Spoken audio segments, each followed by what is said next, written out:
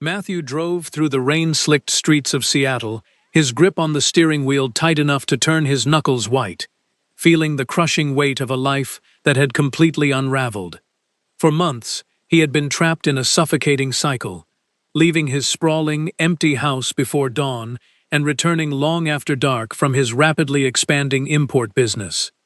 He spent 14 or 15 hours a day, buried in endless contracts, international shipping disputes, and grueling meetings that drained every ounce of joy from his existence.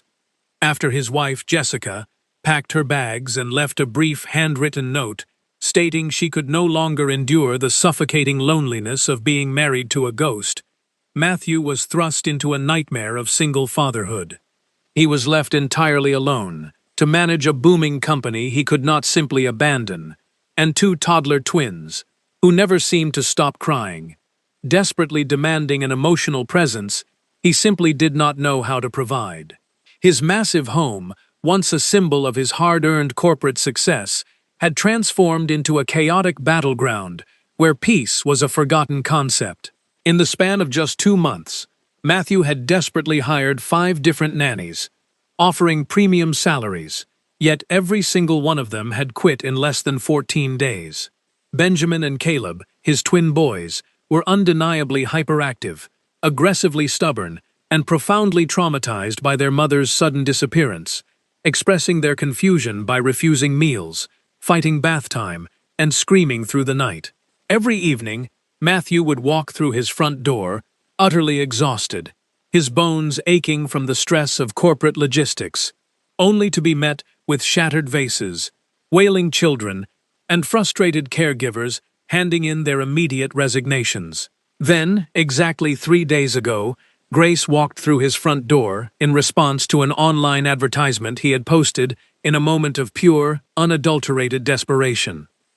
She was young, perhaps 26 or 27 years old, dressed in modest, unassuming clothes, and spoke with a calm, melodic softness that stood in stark contrast to the chaotic energy of the household. During the incredibly brief, fragmented interview, which Matthew conducted while simultaneously fielding 2 urgent phone calls regarding delayed freight shipments from overseas, there was something distinctly remarkable about the way she looked at his screaming sons.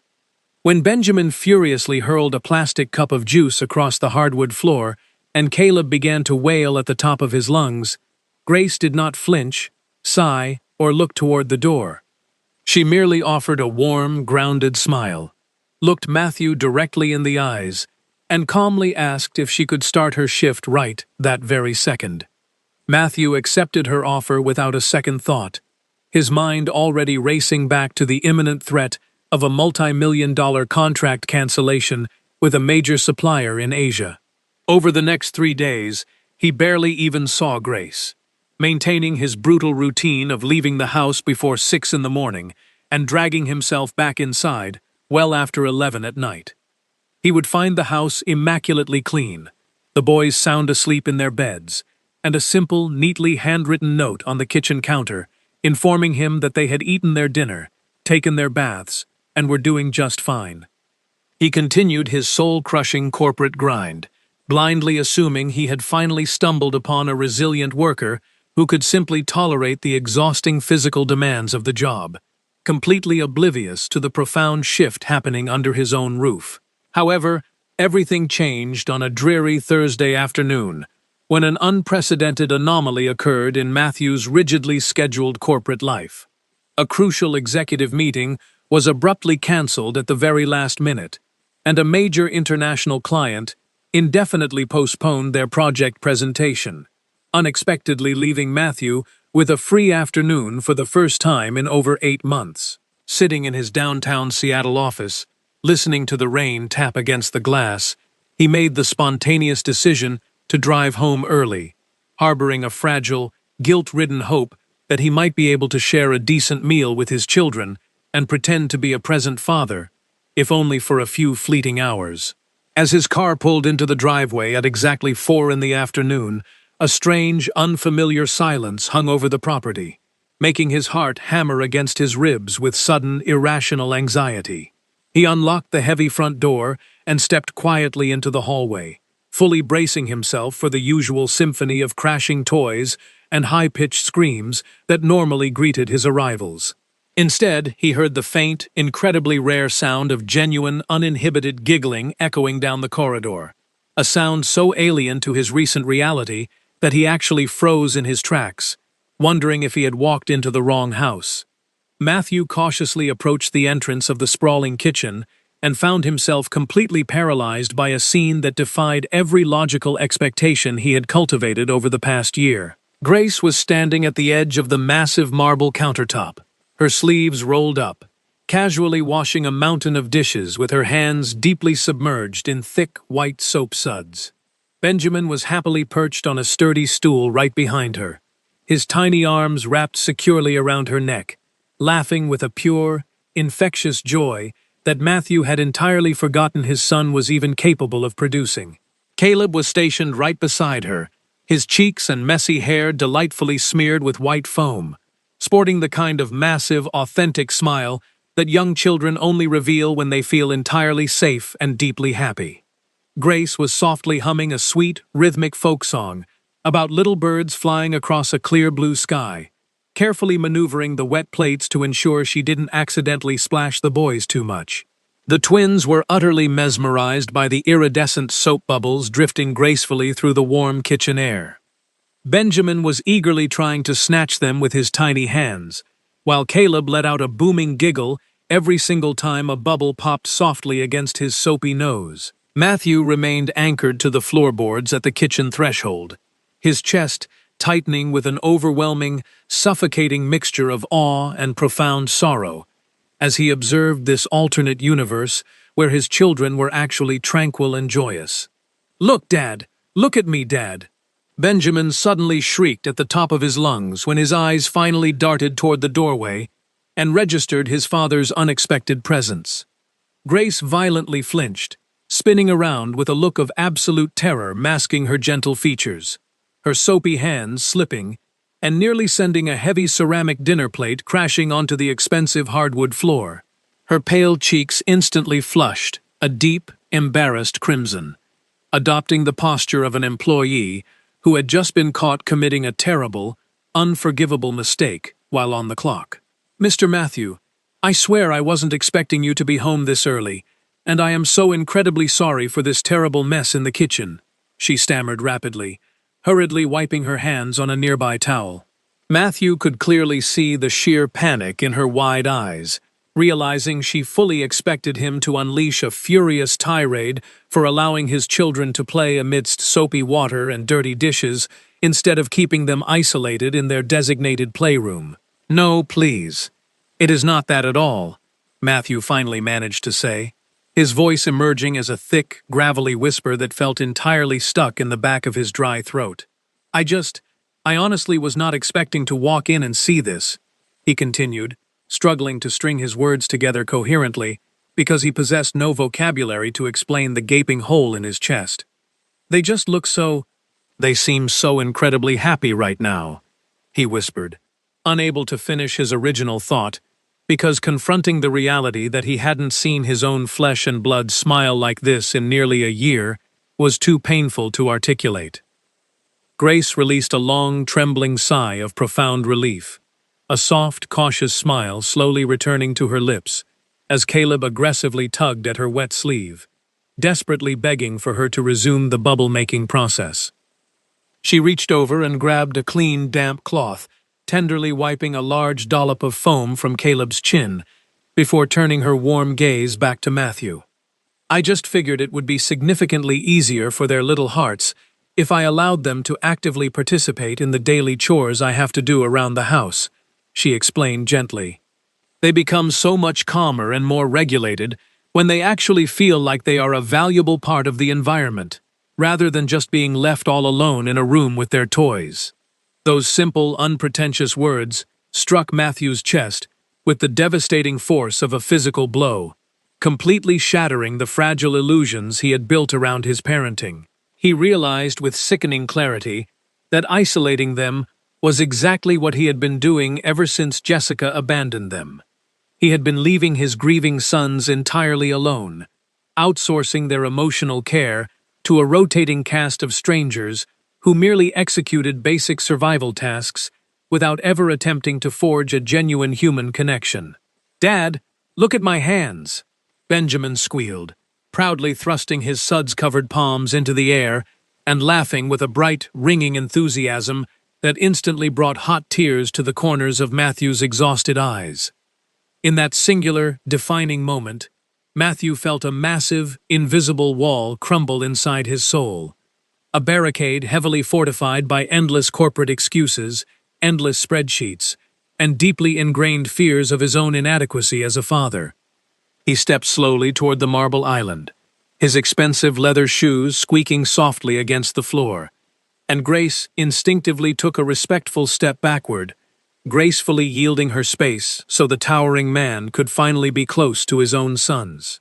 Matthew tentatively extended a shaking hand, gently resting his palm against Caleb's wildly messy, soap-crusted hair, and the young boy peered up at him with massive, brilliant eyes overflowing with an innocent, breathtaking curiosity.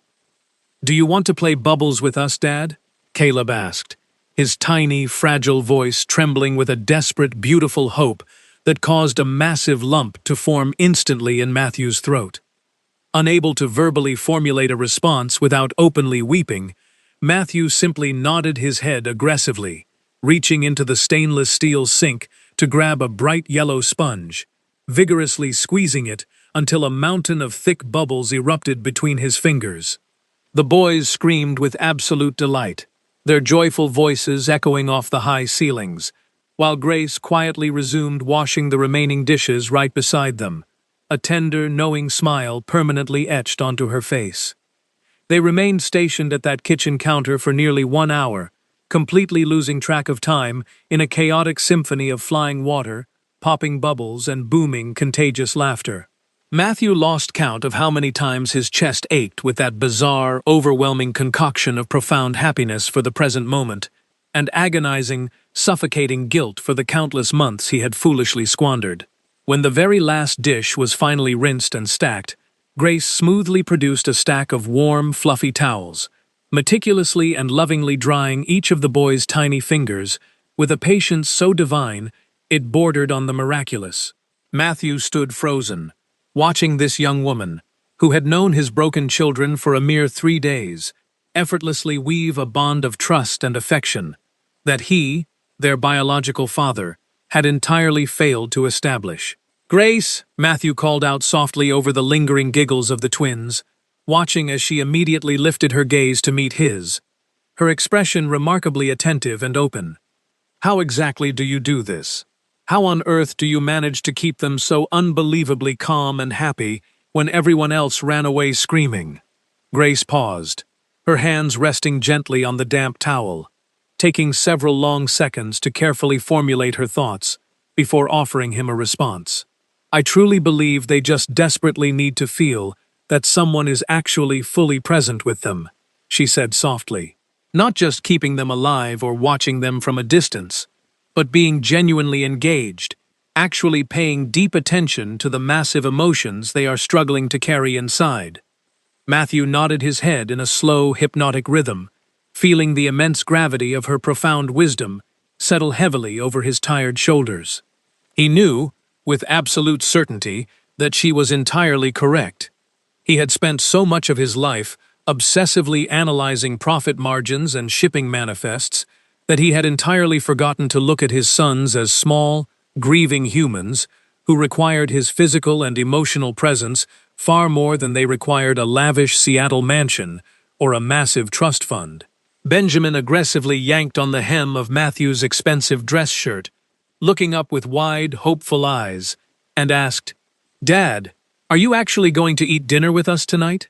That devastatingly innocent question pierced Matthew's soul, highlighting the absolute absurdity of his life, that his own young son had to verbally inquire if his father would bother sticking around for a basic family meal. "I absolutely am," Matthew replied, his voice suddenly echoing with a fierce, unwavering determination that surprised even himself. "I am going to eat dinner with you guys tonight, and I will eat dinner with you tomorrow, and I am going to be here every single time that I possibly can." Benjamin's face instantly erupted into a blindingly bright smile, and the boy threw his tiny arms around Matthew's leg, squeezing with all his might, while Caleb rapidly mirrored the action, fiercely clinging to his father's other leg. Matthew felt a hot, stinging sensation behind his eyes as he finally comprehended the magnitude of the precious, irreplaceable moments he had willfully thrown away during his long months of emotional absence. Grace seamlessly transitioned into preparing the evening meal, moving around the kitchen with a quiet grace, while Matthew actively remained in the room, desperately eager to assist in any way he could. He found himself clumsily peeling potatoes right next to Benjamin, hilariously trying to mimic his son's erratic, exaggerated movements, while Caleb meticulously organized the chopped vegetables into crooked, towering piles on the edge of the cutting board. For the first time in what felt like an eternity, Matthew felt an overwhelming sense of belonging. He was exactly where he was always meant to be, doing the only work that genuinely mattered in this world. The dinner they shared was incredibly modest. Simple bowls of steaming white rice, tender black beans, shredded roast chicken, and a fresh green salad.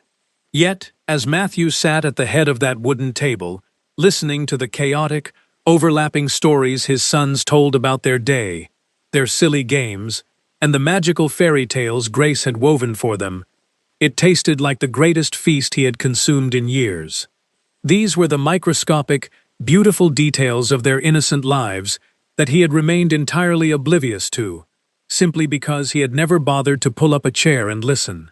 After the plates were cleared, Grace began diligently wiping down the kitchen surfaces, but Matthew firmly stepped into her path and said, "Please, let me handle the rest of this. You have been working incredibly hard all day long."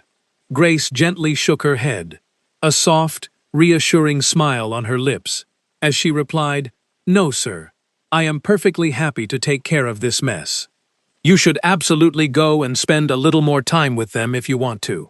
Matthew immediately recognized that she was intentionally gifting him a precious opportunity, carving out a sacred space for him to aggressively reclaim the vital father-son connection he had lost. He graciously accepted her gift, leading Benjamin and Caleb into the massive living room, where they excitedly retrieved a colorful storybook that Grace had thoughtfully purchased for them at a small, independent bookstore down the street.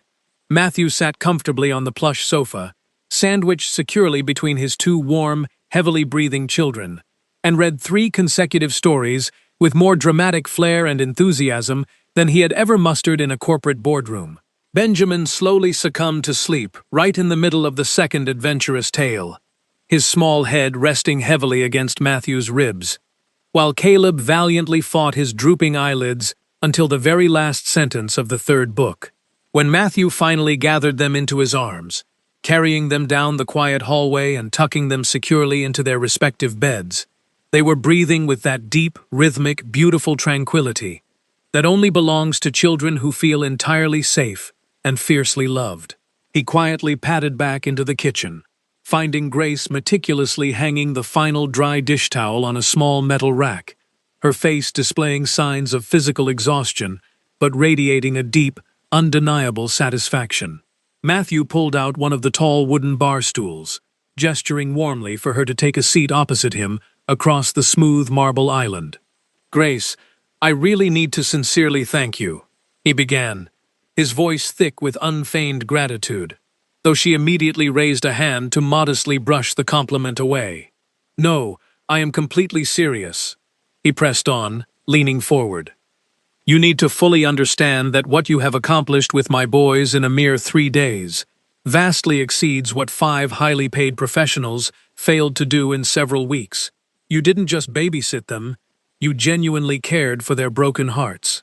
Grace lowered her gaze to the marble countertop, her cheeks flushing with a deep, modest pink, as she nervously traced the faint gray veins in the stone, before finally answering him. "I genuinely adore them, sir. They are truly incredible little boys who just desperately needed a tiny bit of focused attention and unconditional warmth," she murmured softly.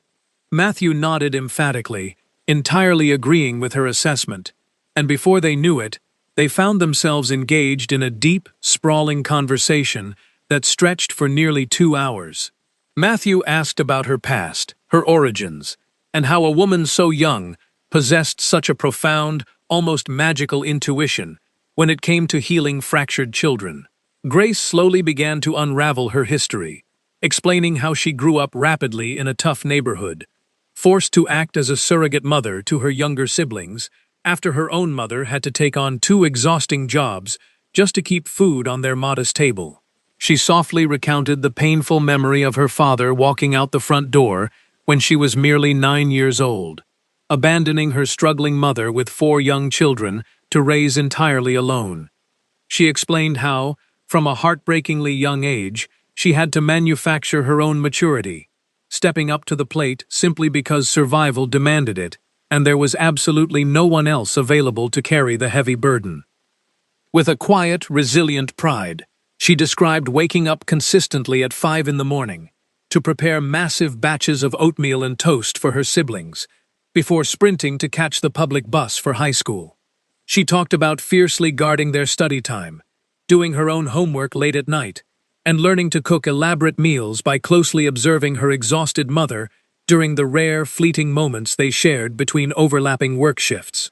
She had flawlessly morphed into a second mother for those 3 young ones, never once complaining or asking to assume such a massive, life-altering responsibility, but embracing it fiercely because her deep love for her family eclipsed her own childhood desires.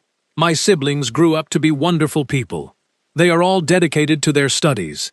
2 are already thriving in college, and the youngest one finally finishes high school this year, Grace said, her voice swelling with a rich, undeniable pride.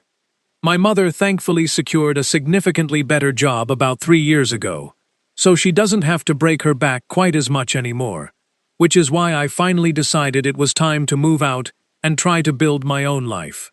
But it is honestly so difficult to detach. I still worry obsessively about whether they are eating enough vegetables or if they are studying hard enough for their final exams. She let out a bright, self-deprecating laugh, clearly acknowledging her own tendency to over-worry, but Matthew listened to every single syllable with absolute, captivated attention. He realized that Grace possessed a rare, breathtakingly profound wisdom about the mechanics of human connection. A wisdom not born from expensive university degrees or elite childhood education seminars, but forged in the fiery crucible of lived experience and unconditional, sacrificial love. You are an incredibly remarkable human being, Grace, and I mean that from the bottom of my heart, Matthew said, watching her face bloom into that familiar, endearing shade of red once again.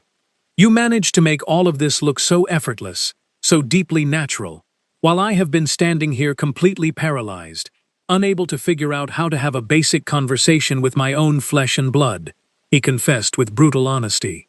Grace firmly shook her head, her eyes locking onto his with a fierce, unwavering sincerity that made his breath catch slightly in his throat. It is not that it is easy, Matthew. It is simply that I learned the hard way that a child desperately needs to feel that you are anchored in their reality, that you care about their internal pain, not just their external behavior. Benjamin and Caleb are spectacular boys, but they were entirely lost in a dark forest, deeply confused about why their mother vanished and why their father was constantly chained to an office desk. She explained her philosophy with such a calm, rhythmic cadence that the mysteries of parenting suddenly felt completely obvious, fundamentally altering the way Matthew viewed his entire existence. By the time the large grandfather clock in the hallway chimed midnight, Grace quietly mentioned that she needed to gather her things because she lived quite far away and had to catch 2 separate night buses just to reach her modest apartment. In that fleeting moment, Matthew felt a massive, undeniable surge of absolute clarity, an impulsive, burning necessity to alter the trajectory of their lives that he didn't fully comprehend but knew he had to act upon. Grace, tell me exactly how much money I am currently paying you to work here, he asked directly, a commanding yet gentle tone in his voice that caused her to blink in mild confusion before she recited the modest weekly figure they had originally agreed upon. Matthew fiercely shook his head. Starting tomorrow morning, that specific amount is going to be instantly doubled. and I need you to move into this house. There is a beautiful, fully furnished bedroom at the back of the property that is completely empty.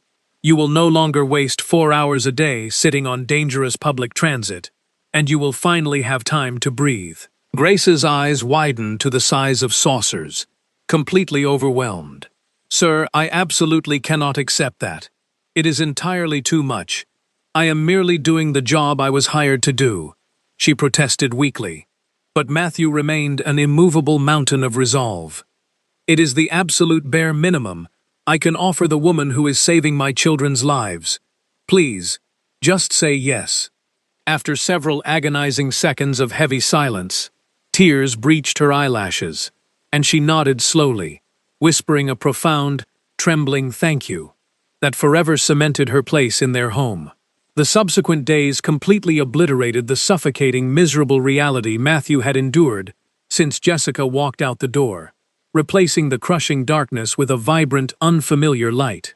He fiercely enforced a brand new corporate boundary, aggressively leaving his downtown Seattle office by 7 in the evening, instead of lingering until 11, deliberately racing the sunset so he could walk through his front door in time for family dinner. He immersed himself in the loud, chaotic tales of the boys' daily adventures, happily assisting Grace with the mundane, beautiful chores of drawing warm bubble baths and meticulously selecting matching socks for the following morning. Benjamin and Caleb completely transformed. Instead of screaming in terror, they began eagerly anticipating his arrival, sprinting down the grand hallway the absolute second they heard the heavy garage door opening. They would launch their tiny bodies directly into his waiting arms, shrieking, "Dad is home," with a pure, unadulterated ecstasy that only innocent children can truly manifest. Every single time those little arms wrapped around his neck, Matthew felt a painful, bittersweet squeeze in his chest, mourning the countless magical evenings he had foolishly sacrificed on the altar of his booming import business. By the end of that transformative week, Grace officially relocated her life into the sprawling Seattle home, arriving with nothing more than 2 battered suitcases filled with simple clothing and a small stack of heavily worn paperback books. Matthew personally assisted her in setting up the spacious back bedroom, thoroughly ensuring she was equipped with a brand new, ultra-comfortable mattress, layers of freshly laundered blankets, and a beautiful oak desk where she could study or read in absolute peace. She practically drowned him in repeated, tearful apologies and expressions of gratitude, but Matthew repeatedly anchored her with the truth, insisting that this arrangement was merely cosmic justice, the only correct path forward for someone who was single-handedly resurrecting his family. As the first month transitioned into the second, the massive house settled into a gorgeous, rhythmic equilibrium that Matthew had previously believed was scientifically impossible to achieve.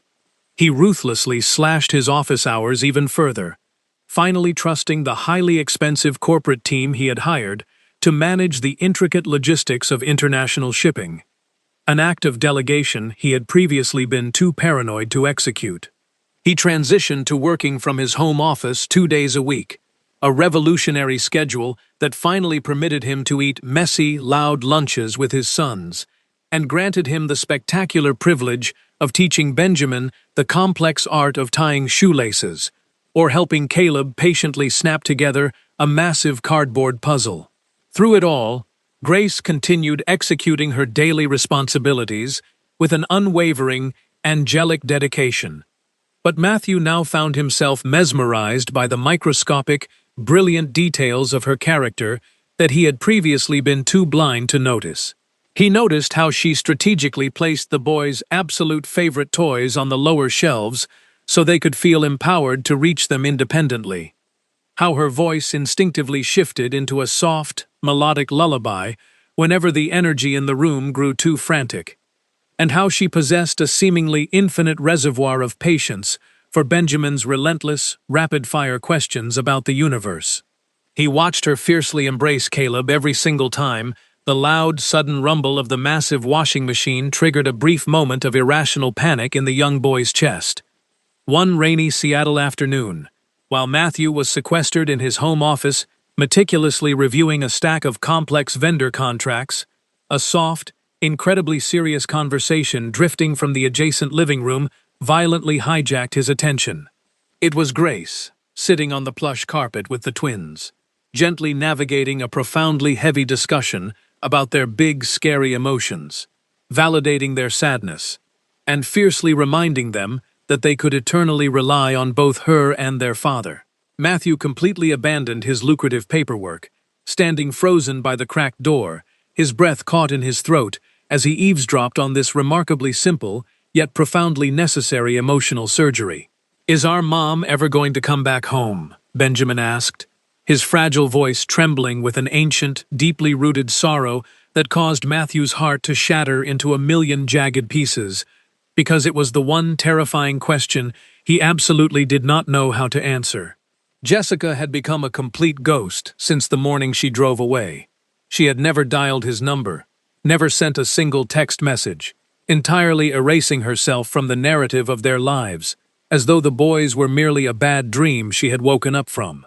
Grace allowed a heavy, respectful silence to hang in the air for several seconds before answering, her voice trembling with a fierce, protective love. "I honestly do not know the answer to that, my sweet Benjamin, but what I know with absolute unshakable certainty is that you and Caleb have a father who loves you with a passion that burns brighter than the sun. A man who is doing absolutely everything in his human power to be right here with you, and that is what truly matters." Benjamin seemed to absorb that profound truth like a sponge, asking no further questions, but simply burying his small face deep into Grace's warm shoulder as she seamlessly transitioned into reading a comforting tale about a frightened rabbit who discovered courage in the dark.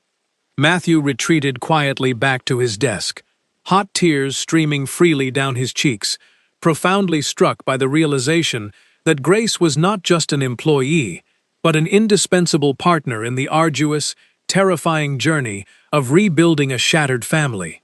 As the days bled into weeks, his deep, platonic admiration slowly morphed into an overwhelming, terrifying, and beautiful romantic infatuation.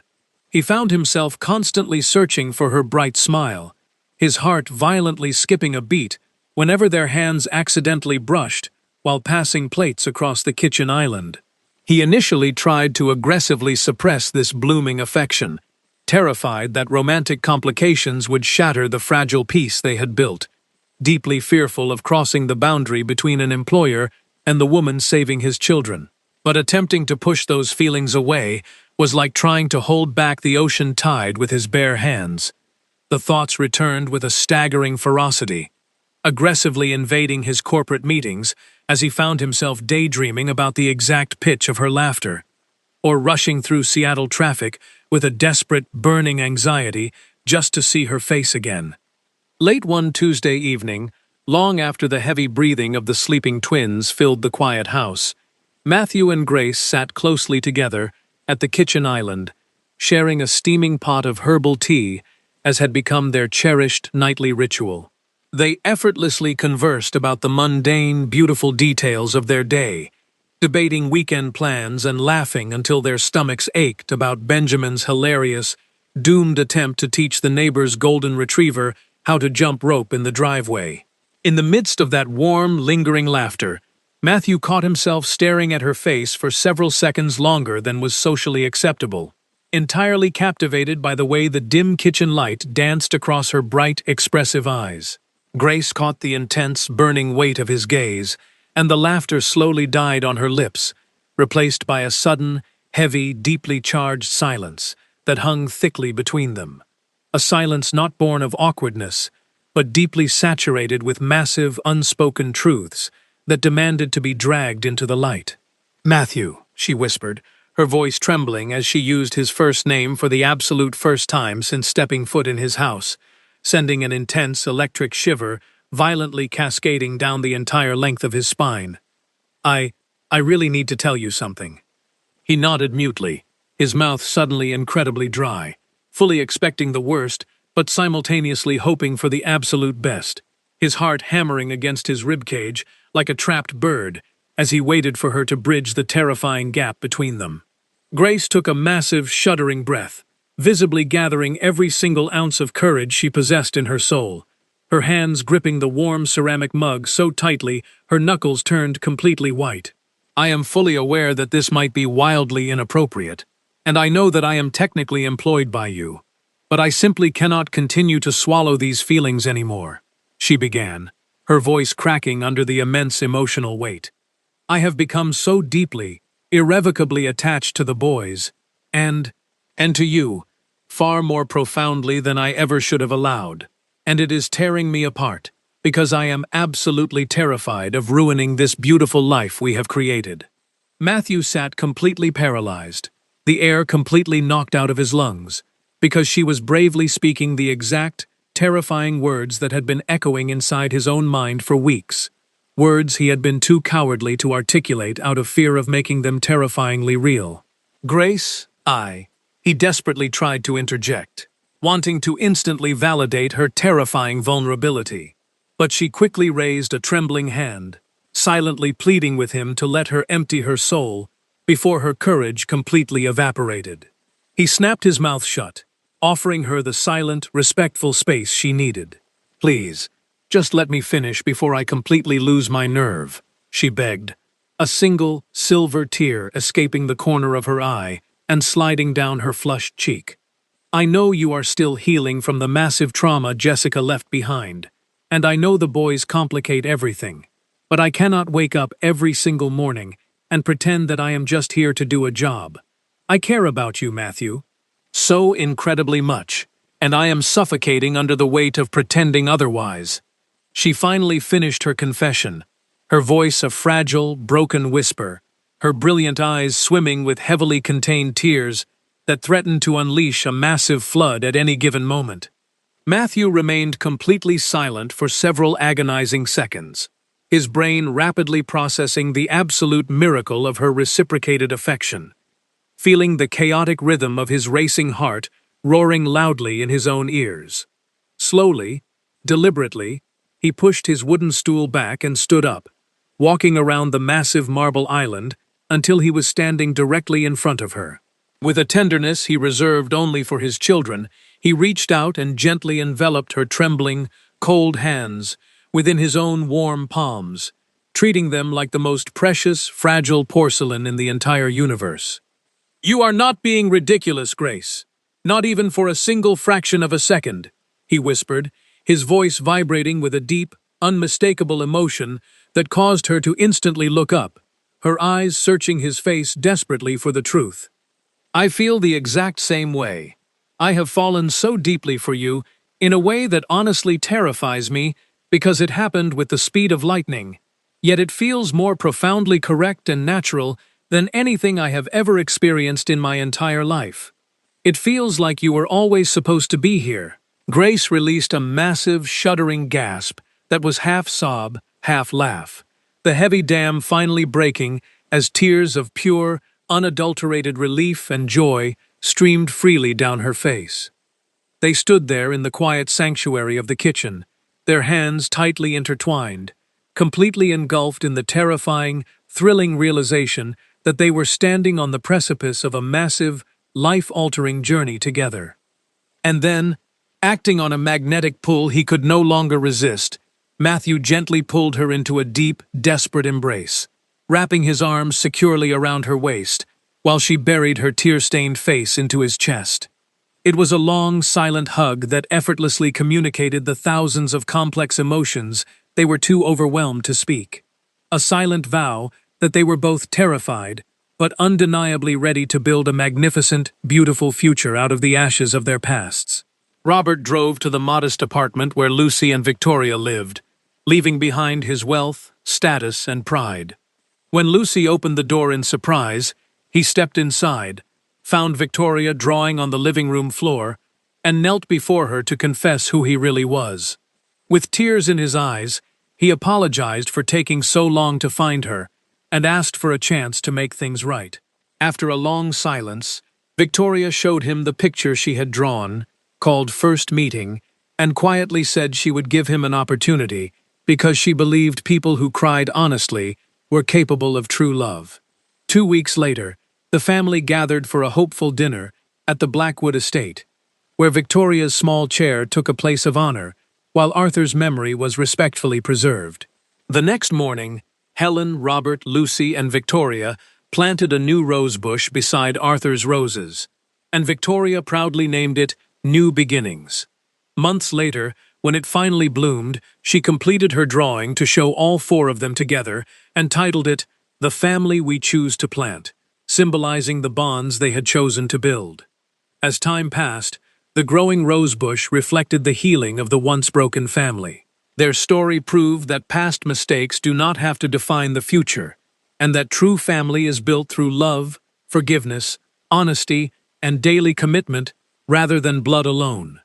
Just as a garden needs patience and care to flourish, the human heart heals through trust and steadfast presence, reminding us that it is never too late to replace regret with reconciliation and leave behind a legacy of enduring compassion and chosen love.